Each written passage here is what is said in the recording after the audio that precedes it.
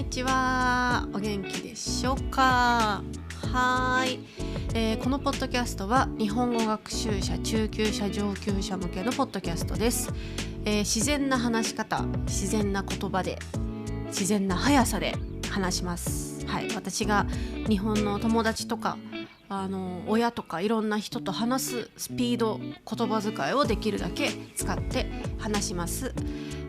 トランスクリプトを無料で公開しておりますので、難しいと感じた方はぜひトランスクリプトを見て勉強に役立ててください。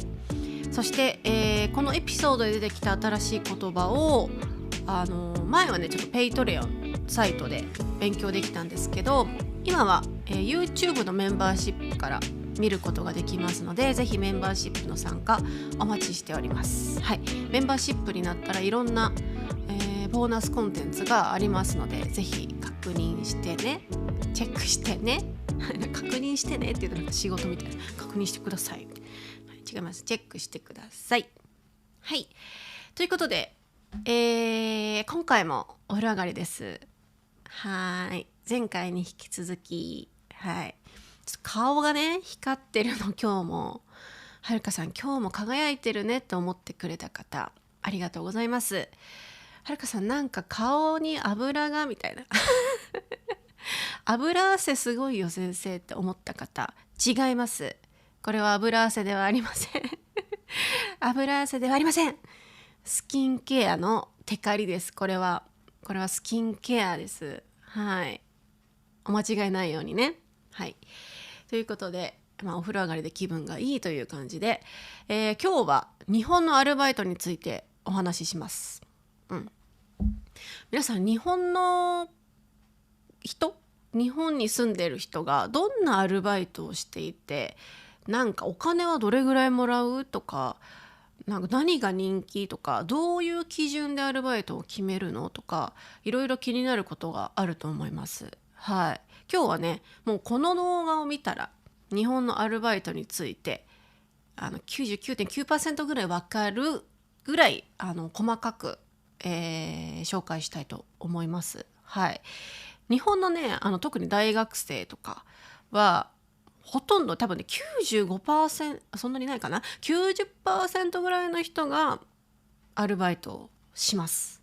国によってはね、いやアルバイトなんてしたことありませんっていう方とか、いや忙しくてそんな暇ないとか、なんか夏休みとか、なんか冬休みの長期期間の休み、長期休暇の間だけアルバイトするという、国の方々もいらっしゃると思うんですけれども、日本はそうじゃないです。普通にみんな働きます。めっちゃ。理由はですね、暇だから。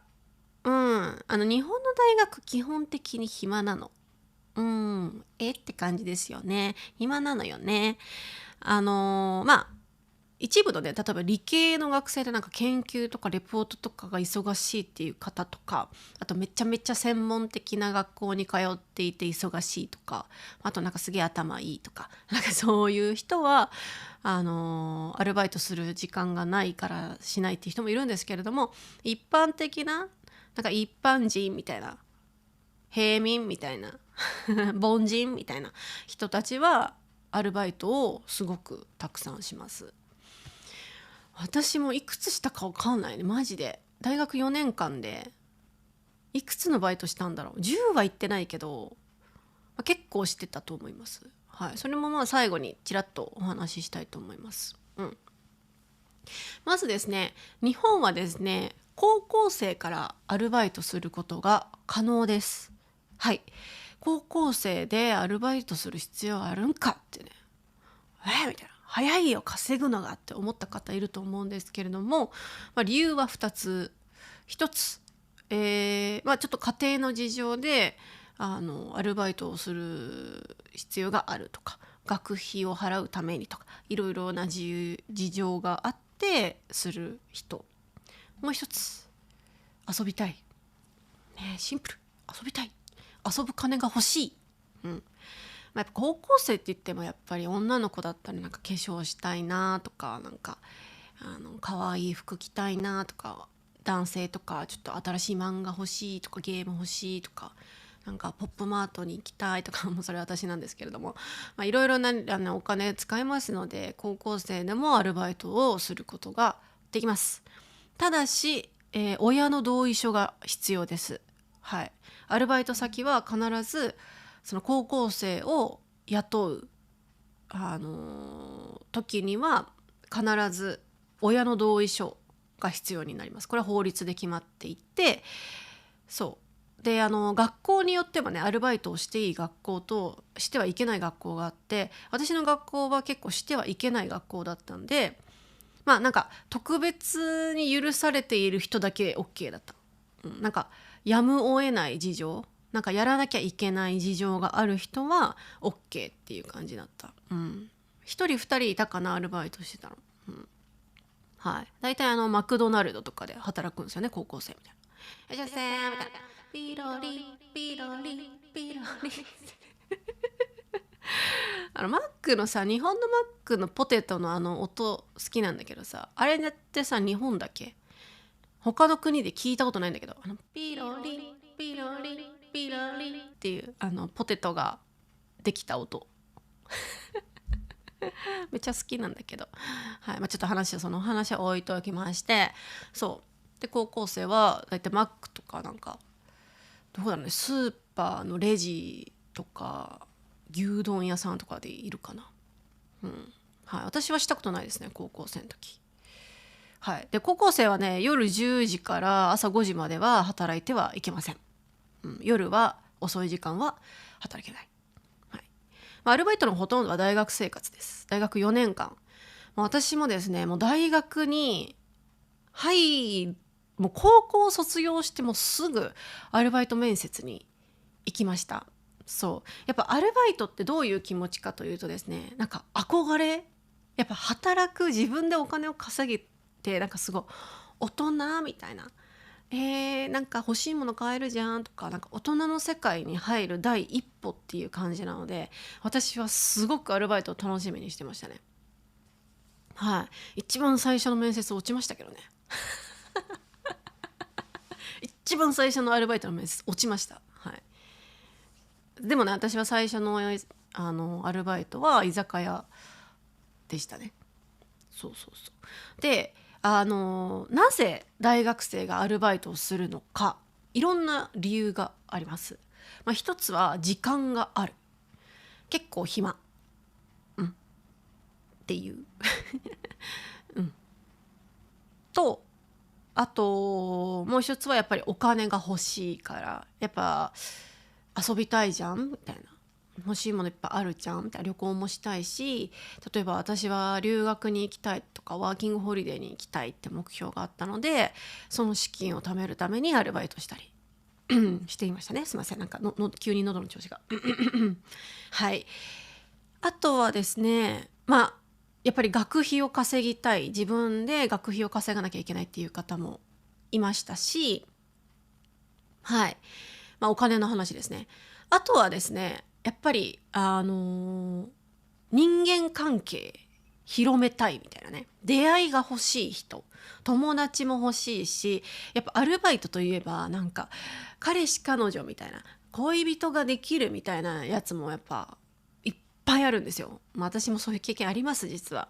アルバイトといえばなんか新しい出会いみたいな、ラブみたいな感じもあるので、それもアルバイトの魅力の一つですね。あとは社会経験、その会社で働く前に社会経験としてアルバイトをしたいっていう人もいっぱいいますね。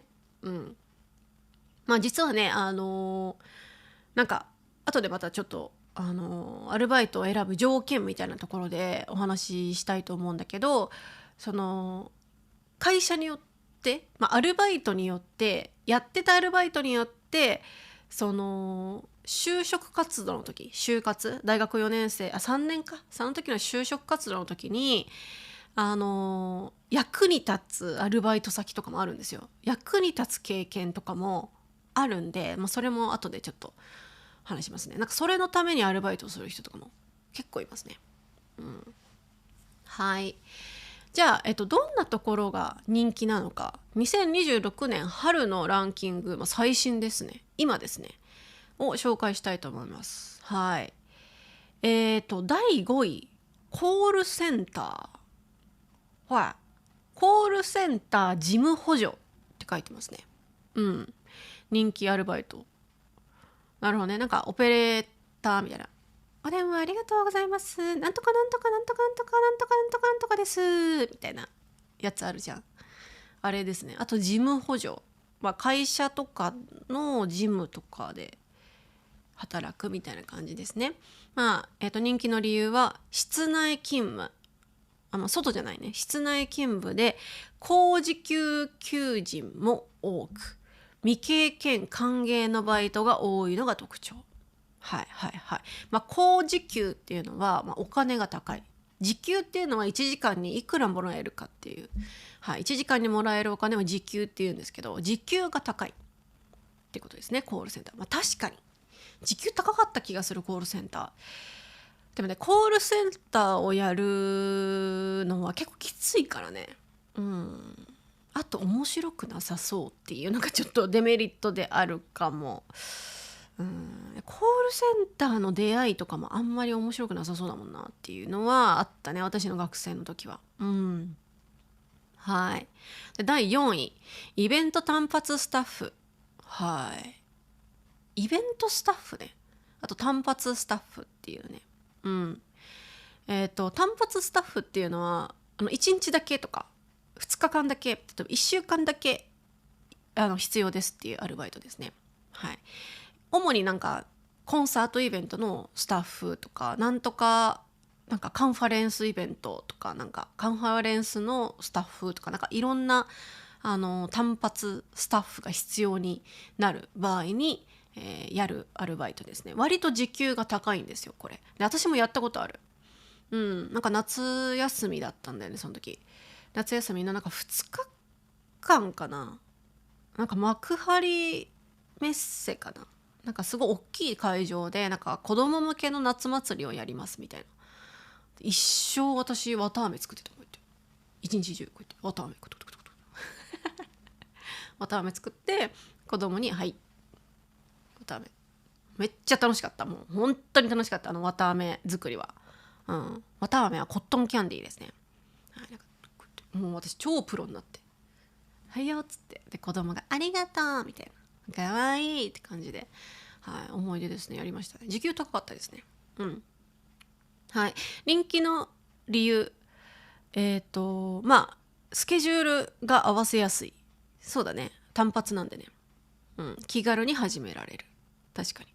最近はなんかタイミーっていうアプリが日本で、アプリサービスが日本ですごく人気で、タイミーって言いますね。タイミー。タイミーはその単発スタッフが、単発スタッフじゃない、単発アルバイトがたくさんあって、1日だけ行くみたいなアルバイトをなんか探せるサービスみたいな、タイミーですね。なんか隙間時間に働けるみたいな、空いた時間に2時間だけとか今日だけとか、そういう風に行けるアルバイトのサイトが最近人気ですね。タイミー。はい。第3位、塾講師受付スタッフ。そうなんだ。塾講師受付スタッフ。はい。比較的高時給で短時間勤務がしやすく、授業との両立がしやすい職種です。塾講師はいたね、私の友達にも。結構やっぱ頭いい子が塾の先生、なんか家庭教師、なんか家に行ってその小学校とか中学校とか高校生の勉強を教えるみたいな。この家庭教師はね、めちゃめちゃ時給高いのよ。家に先生を呼ぶ人なんて金持ちしかいないじゃん。偏見？いや、そうだよね。家に先生呼ぶなんて金持ちしかいないよね。だから時給が高かったりとか、あとはなんか塾いっぱいあるんでね、日本にも。塾の先生、高校生結構高校生じゃない、大学生で結構いますね。はい。あと受付スタッフ、どっかの受付ね。はい。第2位、販売アパレルスタッフ。服とかおしゃれ系ですね、これは。はい。駅ビルや商業施設の求人が多く通いやすいのが特徴。アクセスがいいってことですね。で、接客経験が将来の就活にも活かせる点も人気の理由です。はい。これですね、その接客経験が将来の就活にも活かせる。こういうことですね。就職活動の時にあなたどんなアルバイトしてましたかで役に立つのはやっぱ接客ですね。ちゃんとしたお店で私3年間接客してましたっていうと、なんかおすごいねみたいな、感じで印象が良くなります。はい。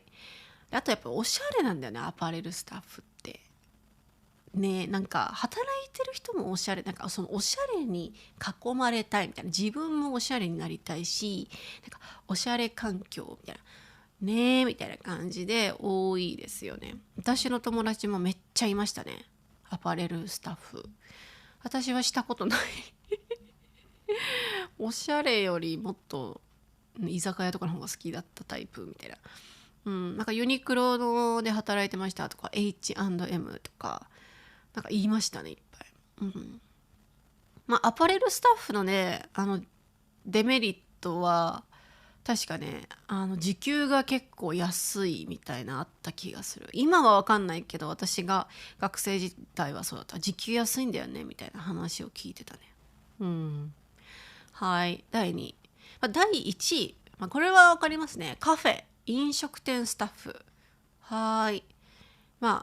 ご飯とかカフェ系のお店です。はい。これはスケジュールがとても柔軟で、初めてのバイトとして人気。まかない付きの職場もあり、新生活の食費を抑えたい人にも選ばれています。はい。まかないというのはですね、仕事中にもらえるご飯です。まかないありは本当にありがたい。私はこのまかないのために働いてるみたいなそれはちょっと言い過ぎなんだけど、もうまかないがあると食費が浮くしね、夜ご飯なんか自分で作らなくていいしみたいな。で美味しいお店だとやっぱ美味しいご飯が食べられたりするからめっちゃ良かったですね。はい。そうで、カフェね。カフェも私も働いたことあるんだけど、カフェはやっぱおしゃれ、やっぱおしゃれみたいな感じで、なんかちょっとイケメンと出会いたいみたいな、可愛い子と出会いたいみたいな人とかは結構カフェ選んでる人多いと思いますね。なんか場所によっては芸能人が来るカフェとかもありますから、私が働いてたところはそうだったね。結構芸能人いました。結構いました。なんかそれ目当てじゃないんだけど、偶然ねとかね。はい、でもカフェはね時給が安いんですよ。だからおしゃれを取るか金を取るかみたいな部分はありました。はい。飲食店スタッフ、居酒屋とかあとレストランとかはもういいですね。まかないもあるし。はい。いかがでしたでしょうか。皆さんの国ではどうなんですかね。飲食店カフェが人気なのは一緒かもしんないね。どうなんだろうか。はい。後半はですね、どういう条件でみんなアルバイトを選ぶのかみたいな話。あとは、時給です。いくらぐらいもらえるのという話ですね。この話をしたいと思います。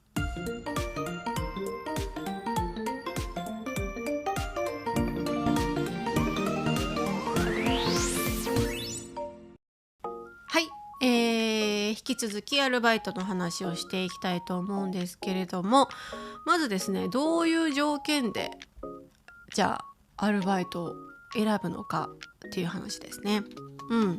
大学生になると暇は暇なんだけど、日本の大学生って言っても授業があるんですよね。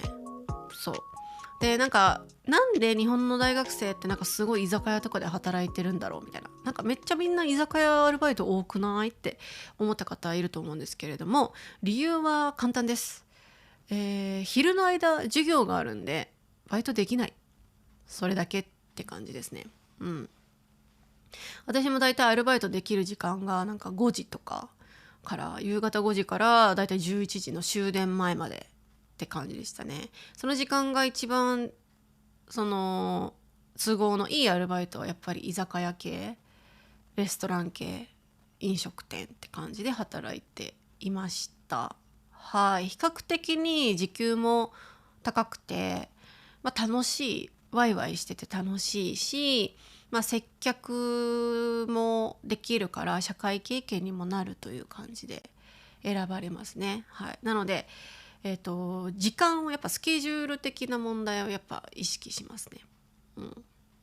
昼はちょっときついっていうのが多いですね。あと土日に入れるかみたいな。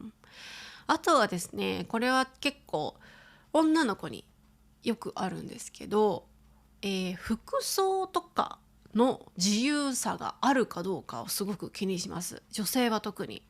そう。やっぱダサい制服とか着たくないじゃん。ユニフォームとか。なんか、うわ、ダサみたいな。結構制服着替えなさいっていうところあるんだけど、なんか、みたいな、めんどくさ、みたいな、ダサいな、みたいな。で、私服 OK です。ね、自分の服着ていいですよって、私服 OK っていうところはやっぱ人気が高くて、基本的におしゃれです。私服 OK みたいな。カフェとかね。とか、なんか髪型自由みたいな。たまにね、やっぱ、飲食店とかだと、なんていうの、真面目な感じの飲食店だと、なんか髪の毛ピンク色はちょっとみたいな。黒か茶色がお願いしますって言われる時結構あるんですよ。私の時代は結構ありました。今はどうなんだろうね、変わってるかもしれないんだけど、その髪色とか自由とか、あとはね、ネイルですね。ネイル、私の時代より多分今のすごくネイル流行ってますから、ネイルが OK なバイトしたいっていう方いっぱいいると思うんですよ。これね、意外に少なくて、アパレルとかそういう、多分イベントスタッフとかコールセンターは大丈夫だと思うんですけど、例えば塾の先生とか受付スタッフでこんなに長いネイルをしていたらちょっとびっくりみたいになりますよね。ちょっと抑えようみたいな、デザインシンプルでお願いしますとか言われたりとか、あとはなんかカフェとか飲食店だと、爪になんか乗っけてるなんかつけてるのはダメ、その衛生的にダメって言われることがすごく多いです。なのでネイル NG なバイト先は無理っていう女の子とか、男性もね今だとね結構いると思いますね。はい。安い、なんかクオリティめちゃめちゃ低い若者向けの居酒屋とかだったらネイルOK なパターンが結構ありますね。はい。そこ結構気にしますね。あとはやっぱりですね、人間関係気にしますね。なんか自分と年齢が近い人がどれぐらい働いてるかとか、やっぱなんか年が上の人ばっかりとかなんかだったらちょっとなんか面白くなさそうとか思ったりとか。あとは社会経験になるかどうかみたいなところですね。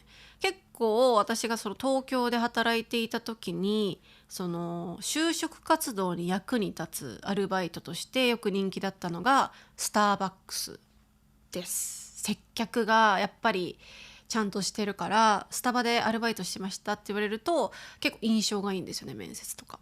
スターバックスとか、あとディズニー系、ディズニーランド、ディズニーシーとかね、私の友達でもいましたね。何人かいました。ディズニー系とか、あとユニクロとかの大きい有名な印象がいい会社、ムジとかね、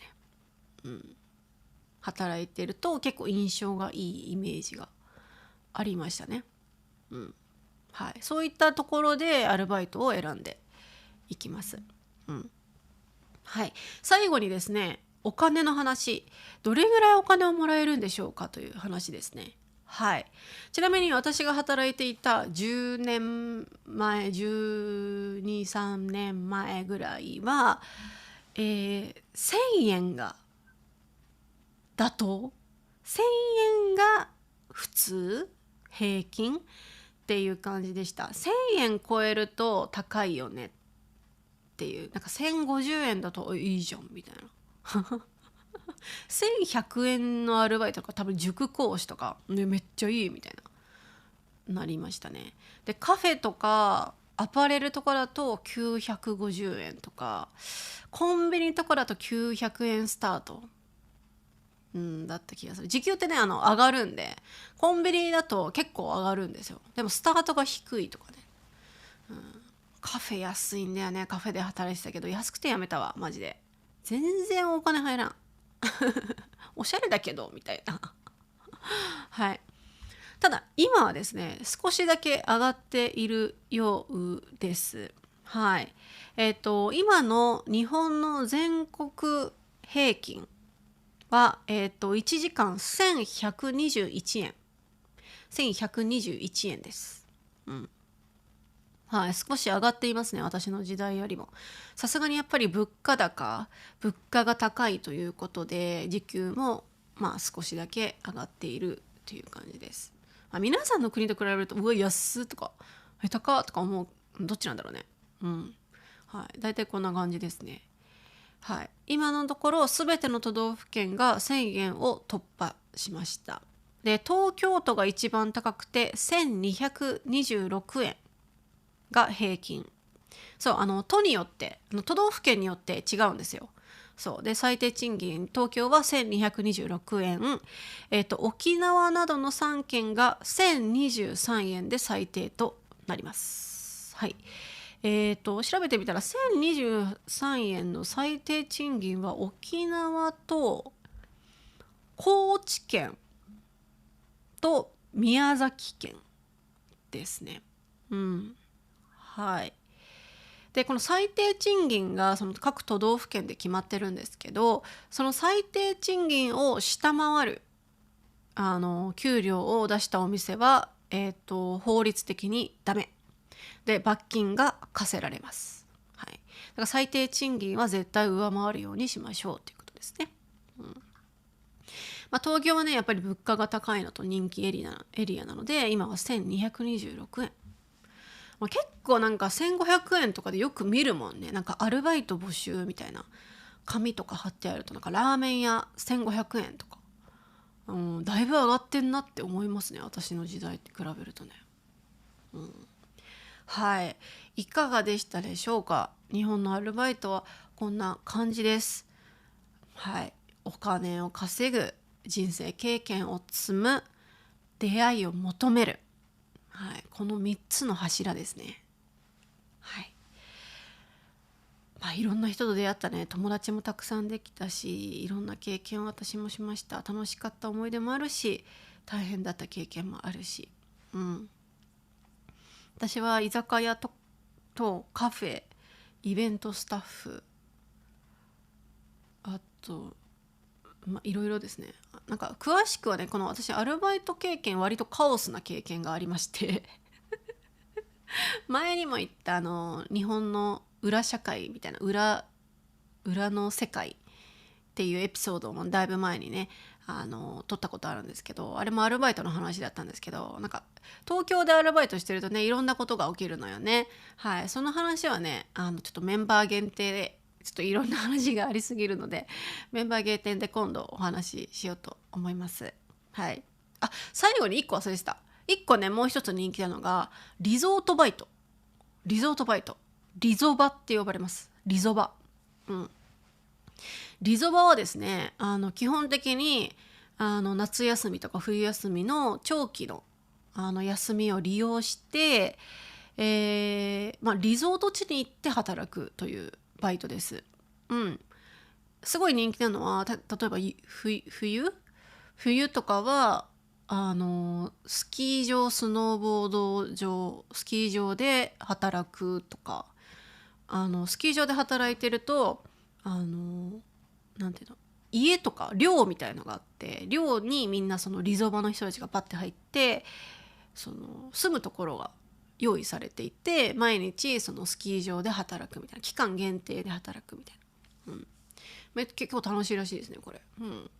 とか夏だと例えば沖縄とかに行ってその観光地で働くみたいな、いろいろあるらしいです。そういうのもなんか寮があってそこで滞在しながら働くっていうリゾートバイトも人気が高いですね。リゾバ。はい。皆さんもねぜひ日本に来た時働ける方アルバイトしてみると面白いと思います。はい。本当にね、本当に私はアルバイトをおすすめしますね。場所をちゃんと選ばなきゃいけないんだけど、やばいところもいっぱいあるんだけど、基本的に楽しいと思うので、ぜひ皆さん挑戦してみてください。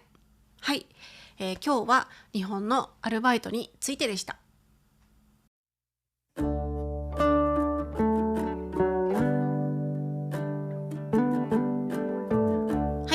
今日話した話、またトランスクリプトを作りますので、私のウェブサイトをチェックしてみてください。あとインスタグラム、YouTube、こちらのフォローもお願いいたします。YouTube メンバーシップ始まりました。様々なねコンテンツ見れますので、ぜひ、そこに入ってみてね。はい。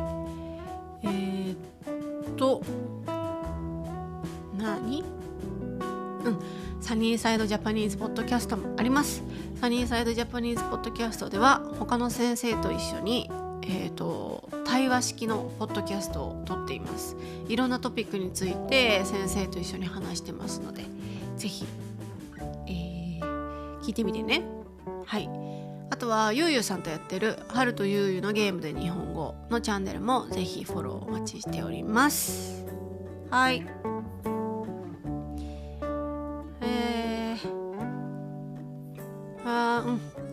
終わり。なんかちょっと疲れちゃった3月18だった今日。なんか街の中はね、本当ね卒業シーズンでね、今日もねなんか卒業式みたいな格好をしてる学生がいっぱいいて、4月からはね新社会人ですね。皆さん働く方がいっぱいいてっていう感じで、みんな頑張れって感じです。まだ桜は咲いてません。はい、ということで皆さんまた次回さよなら。いいねボタンとチャンネルフォローもお願いします。さよなら。